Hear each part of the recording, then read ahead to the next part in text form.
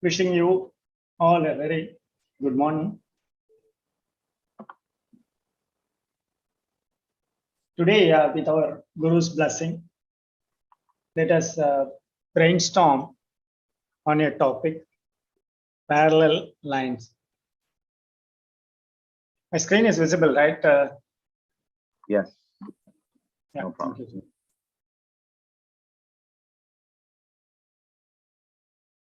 Our lives boat across the foaming sea of karma flies, twin the pathways to dispel the laborious strain. Glory-giving tapas and charity, the heavenly escorts to us and our dear kin from life's battle vein. This is an ancient Tamil poem, the translated version from a book called Tirumandaram. Some of you might have heard about Tirumandaram, but still we will have a small note about Tirumandaram. This is like the timeline. Still, even though a lot of research going on, they estimate this Tirumandaram is written in the 6th century of the Common Era. It is a Tamil poetic work which consists more than 3,000 verses, which are mainly talking about spirituality than the religious issues. The poems are mostly touching about the fundamentals of Siddha medicine and its healing powers. And also it deals with a wide range of subjects, which include like astronomy and physical culture. So this poem, which we have seen some time ago, is the one taken from that book. So here, what it is exactly meaning, the life is visualized like a boat moving through a sea. So we all know that when we do that, a lot of strain will be there, similar to our life. And there are two pathways which can reduce the strainful feeling when we go through the journey. So one of them is termed as glory-giving tapas, and other one is charity. These are the heavenly escorts, not only to us, to all our dear kin, to cross this life which is seen as a battle way.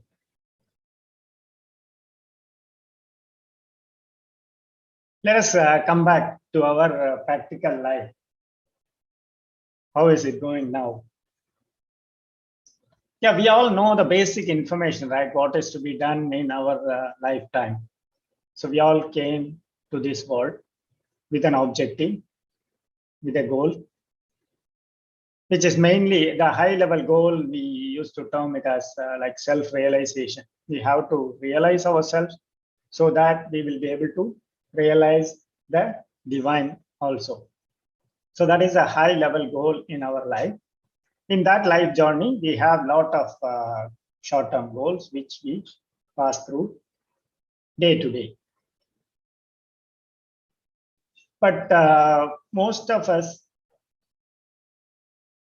we are seeing around us, when we see the daily life, we are all struggling to lead a peaceful life, right? Lot of issues like physical, mental, social issues,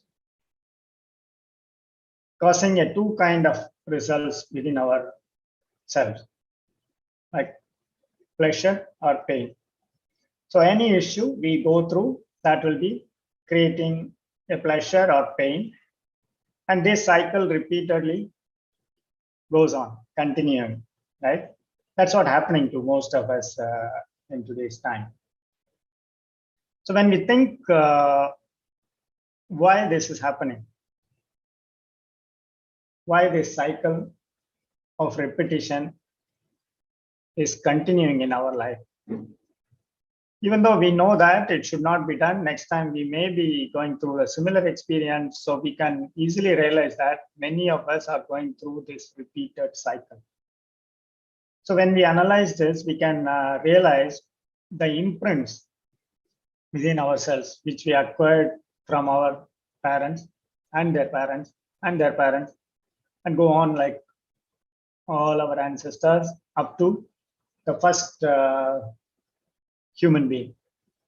And even before it continues, even before the human being, all the living organisms up to the single life organism.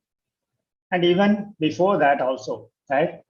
The 5 elements, which are the basic components for all the creatures, living or non-living objects in this universe.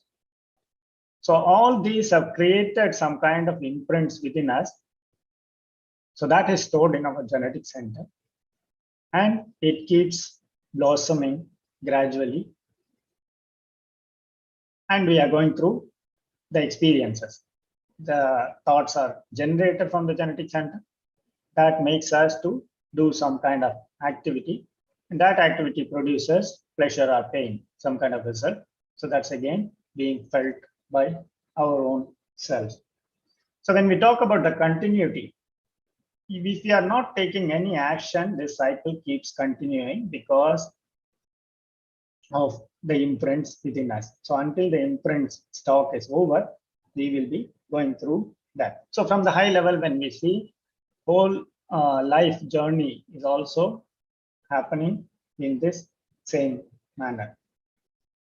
Okay, now how can we stop this? Or when this will get stopped to have a smooth journey of life? It has to happen within our lifetime, right? Otherwise, there is no point of we living the life. So we have to take some kind of action to try to stop this kind of cycle continuing it. So how can we do that? So we have to have some kind of practice or technique for achieving this. So with that question, when we are approaching Vedatriyam, one of Maharishi's poem is having a following lines, which is answering that.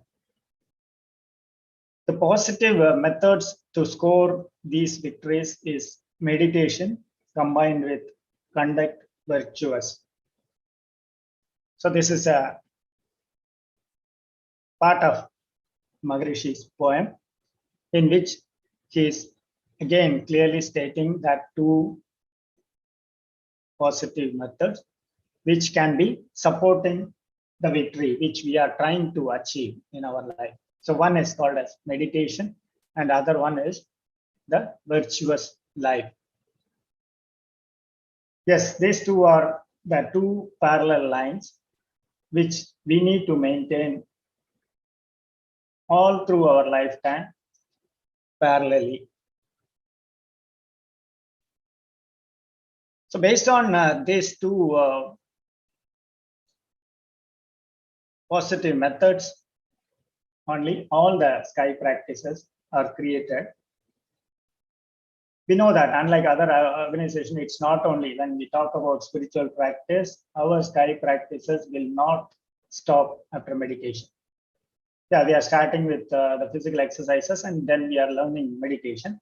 But Maharishi didn't stop the practices only with meditation. He also included the introspection, which is mainly addressing the virtual life part. So virtuous life.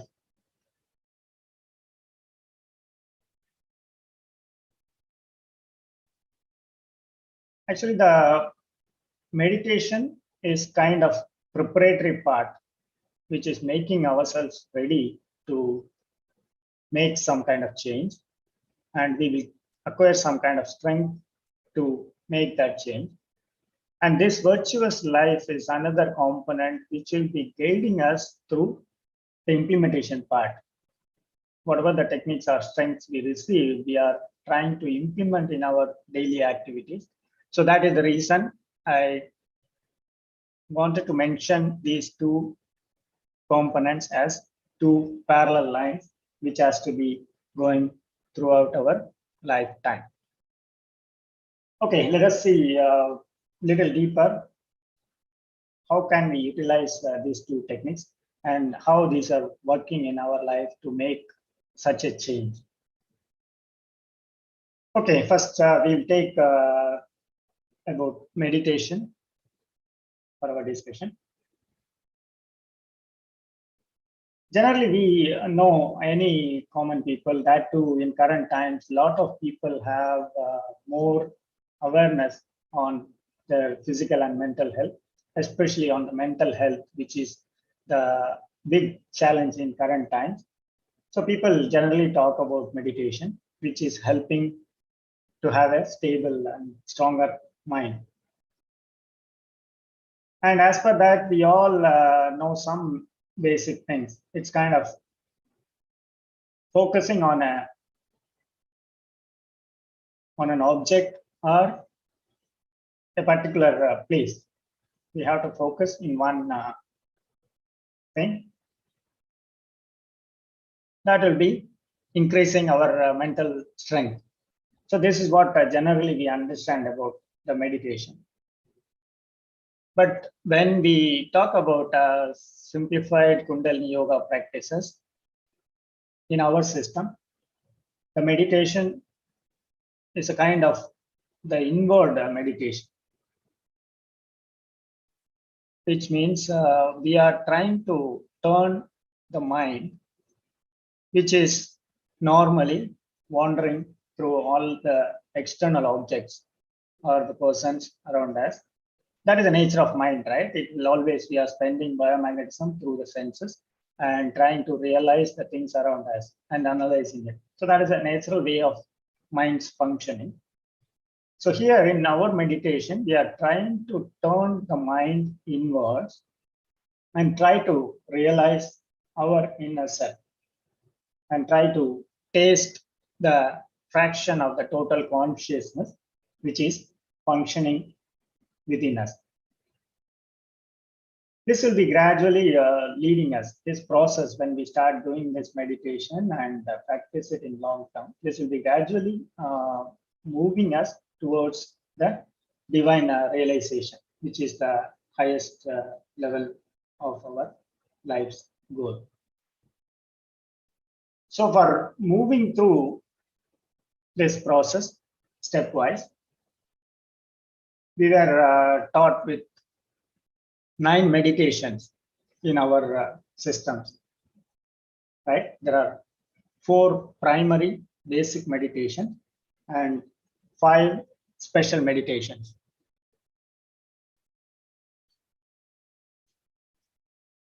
So when we see what exactly happening when we do this meditation,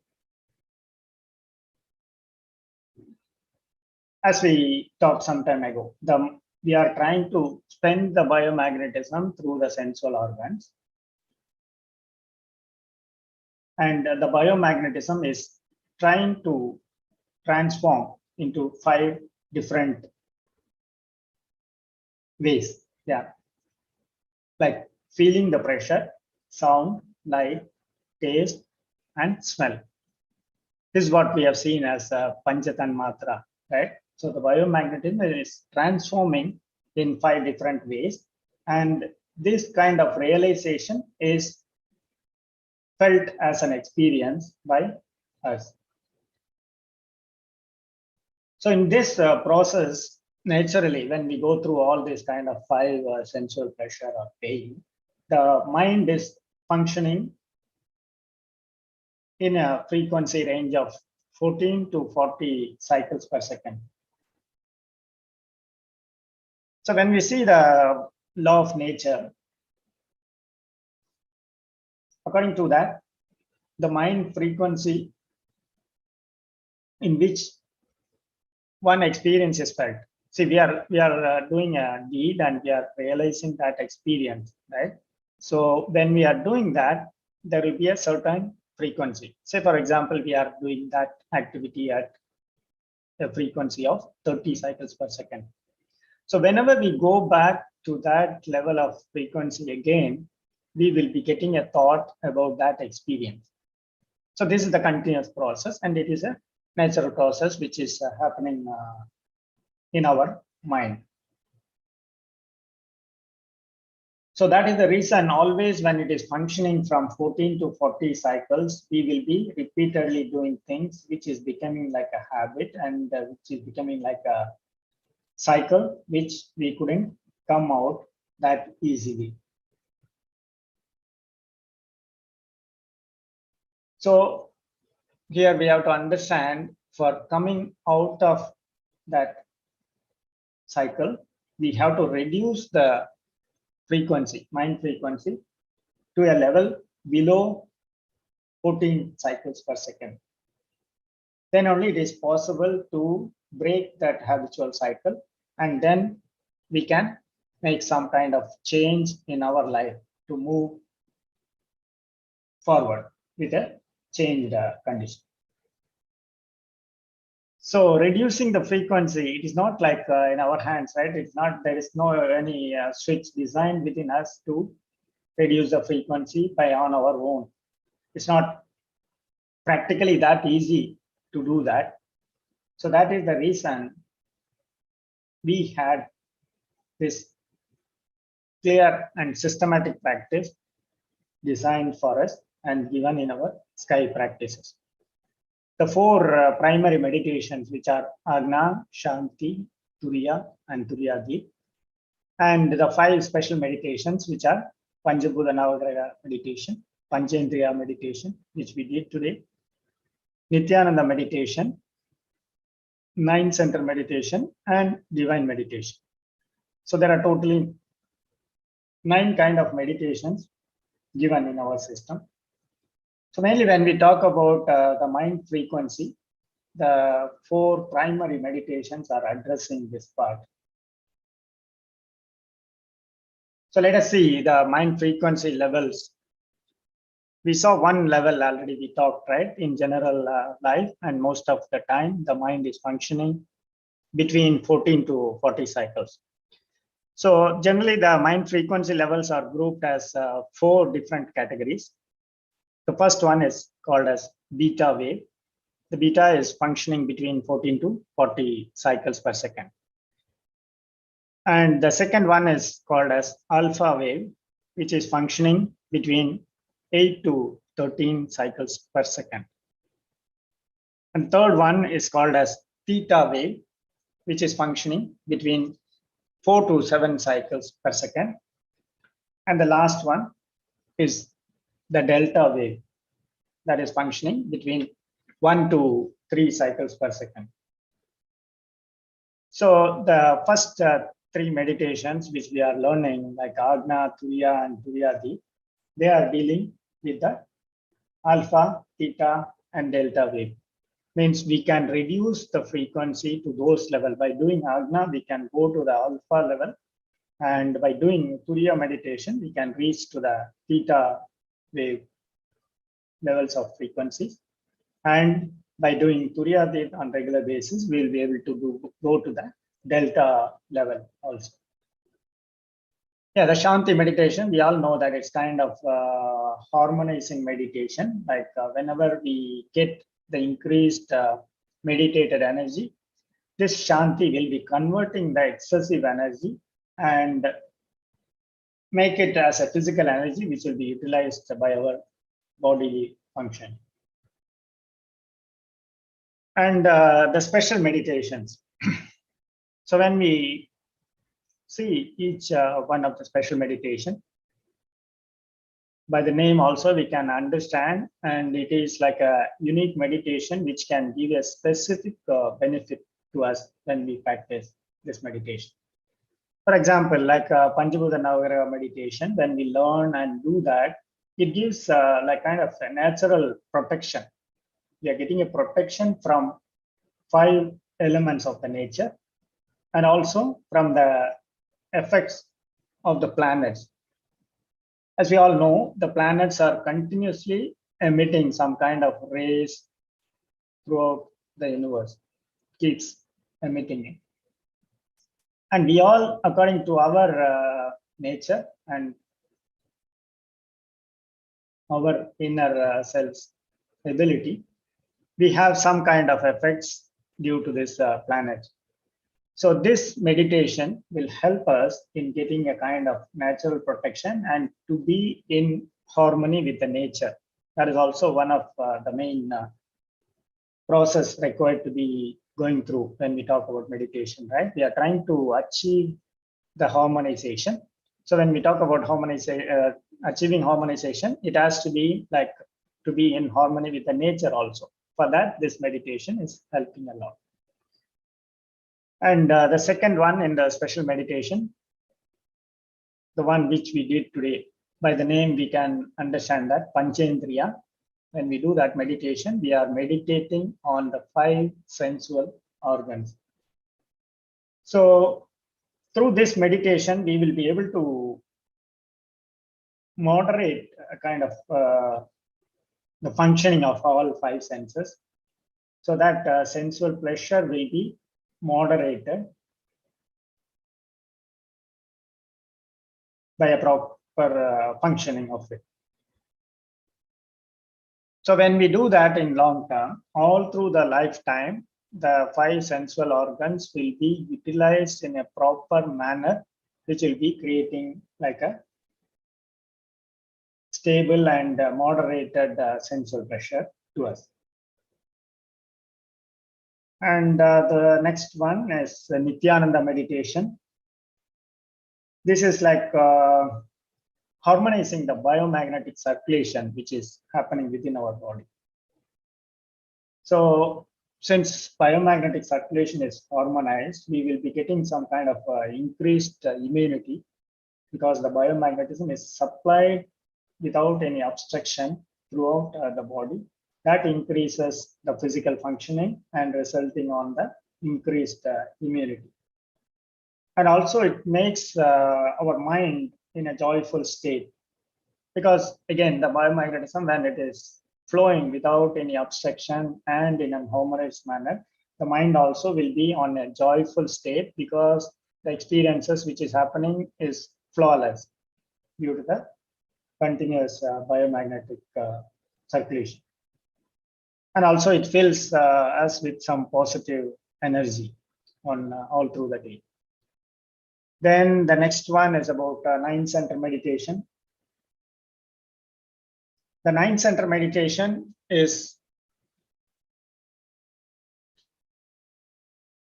the one which we do by focusing on all 7 different energy centers within our body. So this gives a result of numerous benefits, like physiological and psychological, physical benefits to us, because there are a lot of other endocrine glands are also situated close to the 7 energy centers within our body. So when we do the meditation on the 7 energy centers one by one, the energy centers are getting boosted and the functioning is improving, which is resulting on the psychological benefit. And also the endocrine glands, which is close to these centers, are also functioning properly, which results on some physiological benefit to us. And the next one is the divine meditation, which makes us to realize the connectivity between the divine and ourselves through a way of visualizing from top down.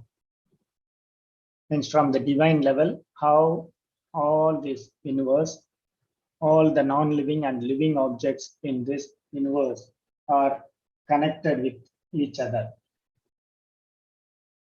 That is what we call it as Brahmanyan, right? So we will be able to realize the Brahmanyan, which means that every one of us have originated from a single source, and we have to treat everyone in a same manner. So that kind of quality can be achieved by this meditation. So in overall, when we do all this 9 meditations, of course, these all have to be learned by proper initiation and to be taught by a trained master through our sky centers. And once we learn all this, and when we do this on regular basis, gradual transformation is occurring within us. And that kind of transformation makes us to move forward with some additional strength or additional ability to be good always, because that is one of the objective, right? We have to be doing good all through the life, and also we have to do good to others who is around us as far as possible, at least. Yeah, so for doing all this meditation will give kind of energy to us. The expanded state of mind, which is also happening by this regular meditation, so that will make us to see everyone around us in an equal way. Like we should not differentiate or discriminate people when we deal anyone around us, because we have learned that concept earlier also in another topic we talked, right? Due to the cause and effect principle, due to our own imprints, we are going through a miserable experience which is caused by another person around us. If that is happening also, we have to accept that the primary reason for that is our own imprint. So that is the reason the people who are giving pleasure to us or who are giving pain to us have to be seen in the same manner by us.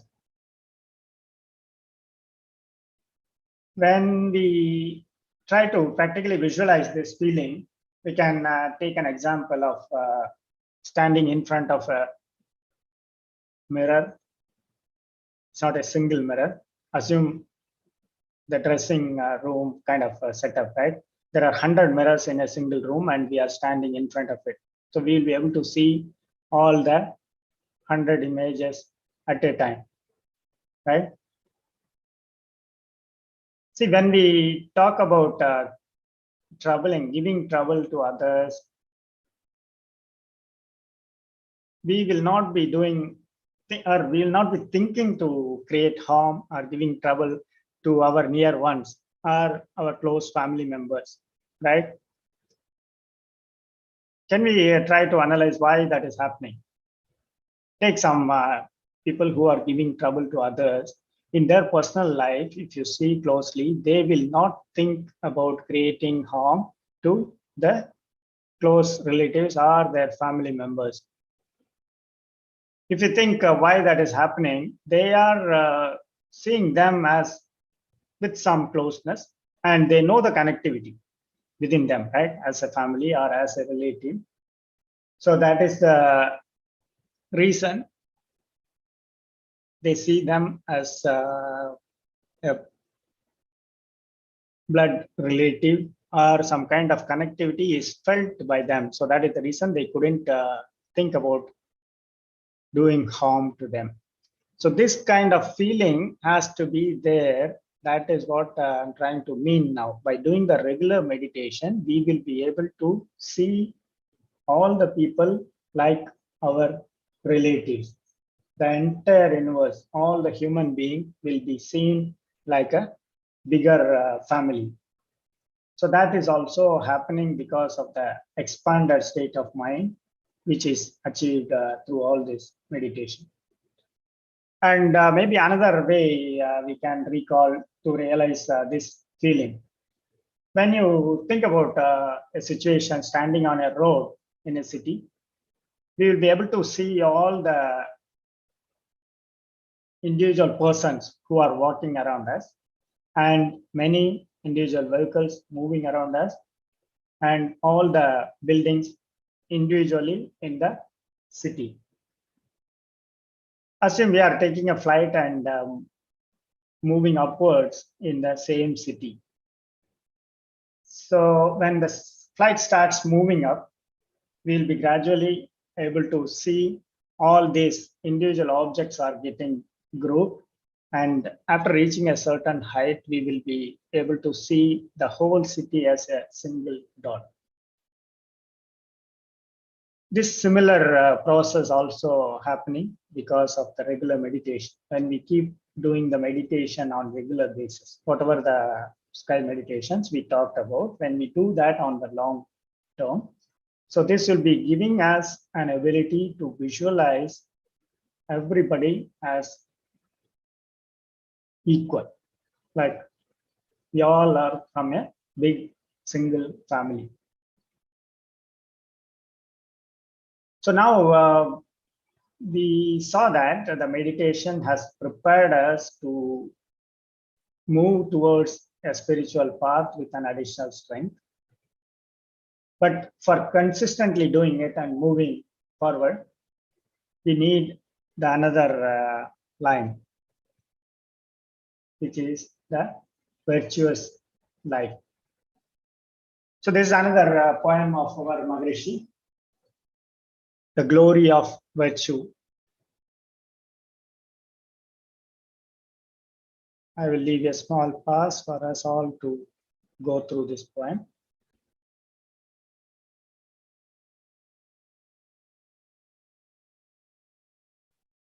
Yeah, in this poem, Maharishi has given a clear meaning what exactly he means about the virtuous way of living. So the virtue has got that much glory, and it can add more and more support to move us on continuous basis towards our life's biggest objective. And it is very much essential for us to lead this virtuous life, because it's making our zeal or deeds, the inner pleasure, right? The inner cravingness for doing the things. So that is being purified on gradual manner when you adopt this virtuous way of living. So that kind of practice is resulting on the purity in action. So all the actions, whatever we do, it will be automatically purified when we go towards this virtuous way of living. So again, Maharishi has given 3 main categories which have to be adopted when we talk about this virtuous way of living.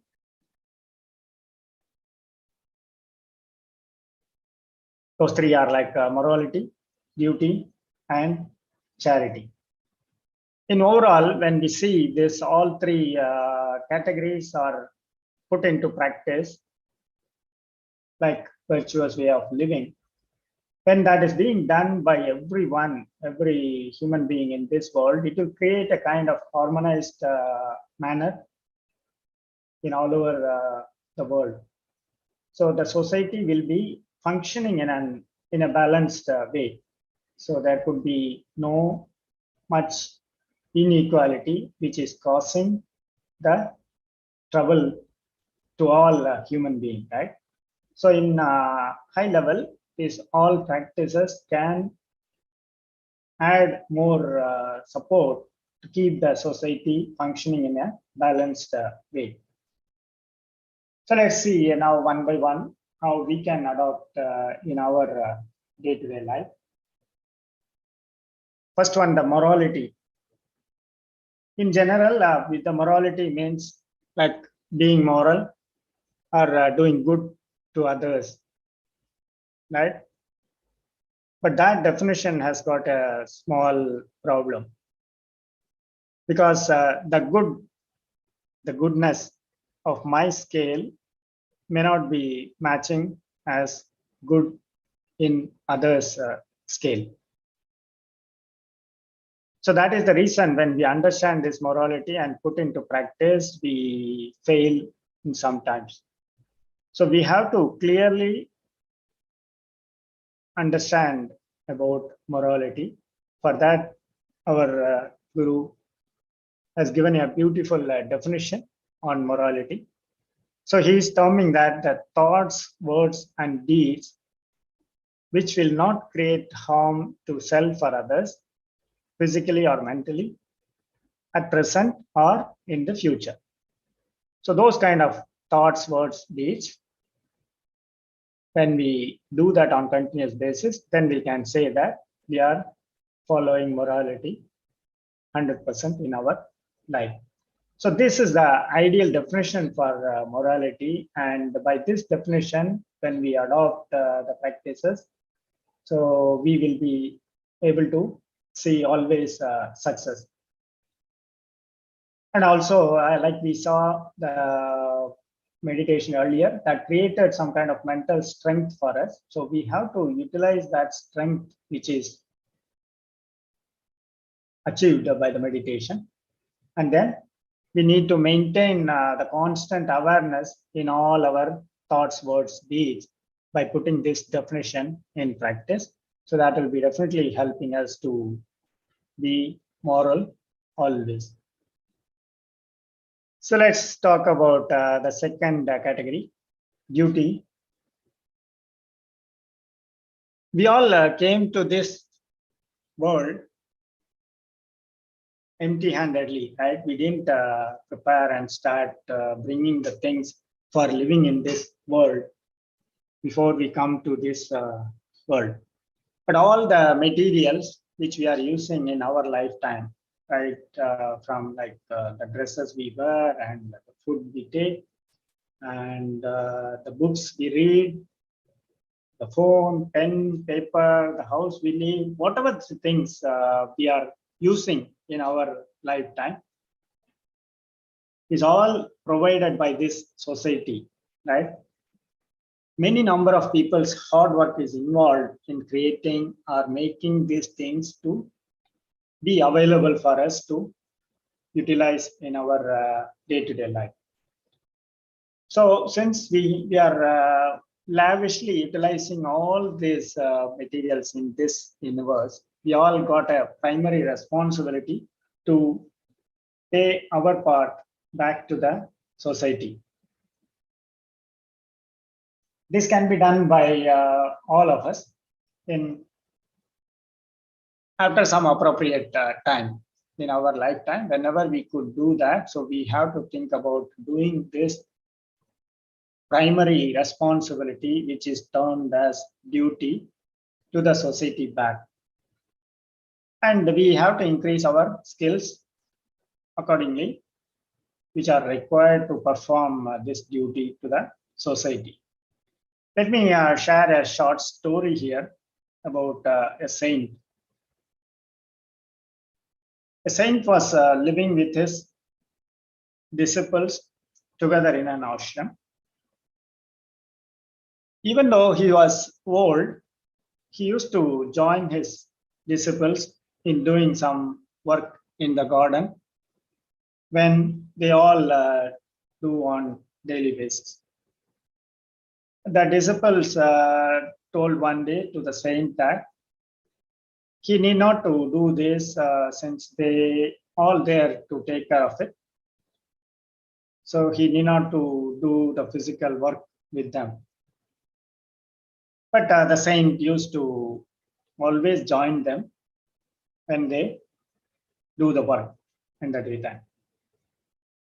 So since he is not listening, these all disciples thought that they will hide the tools which is being utilized by the saint for doing the work in the garden. So next day they planned and they did that so that he will not be able to do that. So he will not do, they thought. Then the saint came and he couldn't find the tools which was being used by him on regular basis. Then he thought, okay, it is not there. So he couldn't do anything. He was idle on the whole day. And also on that day, he didn't eat anything. He didn't eat any food on that day. So the disciples saw that and they were thinking that he is angry because of their act. they hid all the tools, so he became angry. That's what they thought. And they thought that he will be all right after a day. So next day also same thing happened. He didn't do any activity and he didn't take food also, the same. So again, the disciples went to the saint and they told that we are sorry, but why are you showing the anger on us? We are trying to give some rest to you. That is the reason we did. So the saint said that I was not showing angry to you, or I didn't become angry. Since I didn't do anything, which is my primary responsibility, I'm not eligible to have food. So that is the reason I didn't eat. So by this, we all can realize the importance of the duty, right? So by having all these points in our mind, we have to be always putting the duty component, which is from the virtuous way of living, in our day-to-day practices, so that we will be able to always add strength to the society in larger extent. Again, it adds also to make a balanced way of societies functioning. Okay, now let's talk about the third category, which is charity. Most of us think when the term charity comes in our mind, we all used to think that it has to be done by financial manner, means sharing the financial aspect which we have to others. This is what we all think generally the charity is. But the charity can be done in many other manner also, like we can do some mental, physical, monetary basis. In all three manner, we will be able to continue doing that charity. Basically, we are trying to share the things which are in excess with all around. No, with us, what is in excess? With all the people around us, right? Again, recall our bigger family than the human being.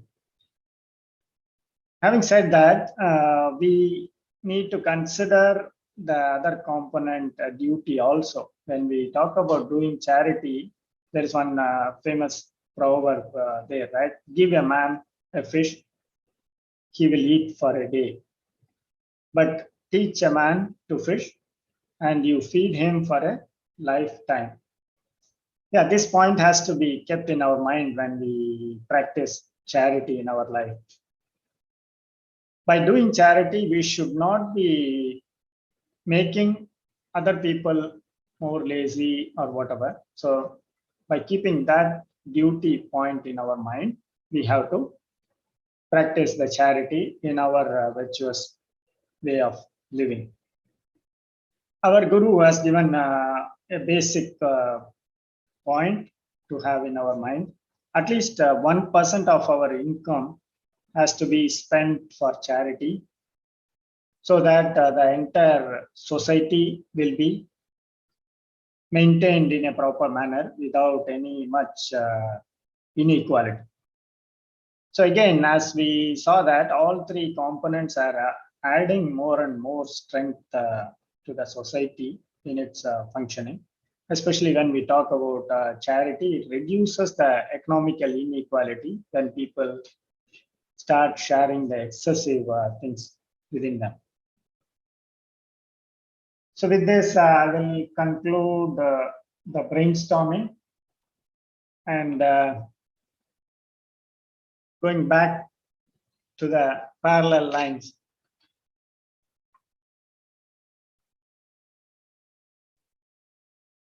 The parallel lines will meet only at infinity. This is what the mathematicians are telling us. So we all in our life, we all can consider these two parallel lines, which are meditation and virtual life, to be parallel all through our life until we reach the infinity, which is like realization of the God.